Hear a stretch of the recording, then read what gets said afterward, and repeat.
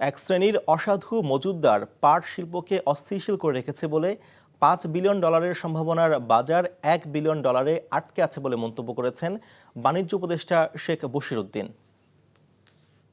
Covid পরবর্তীতে পাটের যে পাটের শিল্পপণ্যের একটা ব্যাপক চাহিদা তৈরি হয়েছিল এবং আমরা হয়তো $1 বিলিয়ন বা $1 বিলিয়ন প্লাস ক্রস করেছিলাম এবং ওই সময়ে আমাদের পাটের বাজারের যে একটা অনিয়ন্ত্রিত একটা মূল্য কাঁচা পাটের বাজার সৃষ্টি হলো, প্রায় 2000 টাকার পাট ওই সময় 7000 টাকায় চলে গেল এবং তার ফলশ্রুতিতে আন্তর্জাতিক বাজারে আমরা আমাদের পাট পণ্য বিক্রয়ের ক্ষেত্রে বিভিন্ন ধরনের প্রতিশ্রুতি ভঙ্গের কারণে এবং অতিমূল্যের কারণে আন্তর্জাতিক ক্রেতাসমূহ আমাদের কাছ থেকে সরে যেতে শুরু করে।